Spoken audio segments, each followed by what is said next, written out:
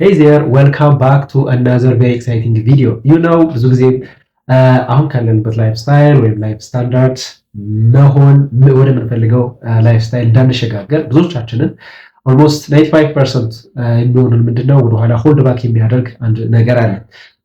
ኤክስፔሪንስ ያደረኩት ያየሁት በእኔ ህይወት ላይ የተከሰተ ከነበርኩበት ላይፍ ስታይል ወደ ማሻሻል ማሳደግ ወደምፈልገው ላይፍ ስታይል እንዳላድግ ወደኋላ ሆልድ የሚያደርገኝ አንድ ችግር ነበር። በብዙዎቻችንም ዘንድ ሊታይ ይችላል ይሄ ነገር ምንድነው? ለምሳሌ ያንን ነገር እውን ባረግ ያንን ነገር ባሳካ ልወድቅ እችላለሁ፣ ያንን ያወጣሁትን ገንዘብ ማን ሊተካ ይችላል ብለን ልናቀርብ እንችላለን።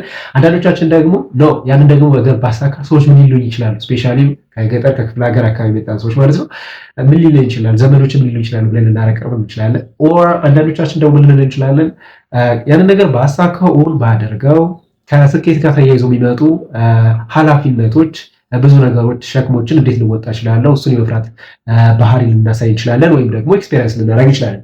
ዛሬ እነዚህ ነገሮች እጠቁማችኋለሁ። ባለፉት 2 ዓመታት ኤክስፔሪየንስ ያደርኳቸው በትምህርትም እንዲሁም ደግሞ ከትምህርት ውጭ ባሉ በቢዝነስም ሆነ ሌሎች የግል ስራዎች ላይ ኤክስፔሪየንስ ያደርኳቸውና አሁን ላይ በደንብ አዌር የሆንኳቸው ለሰው ላይ ሼር ማድረግ የምፈልጋቸው ሰዎች ቀድመው አዌር እንዲሆኑ ሃይሊ ሪኮመንድ የማደርገው ነገር ነው ማለት ነው።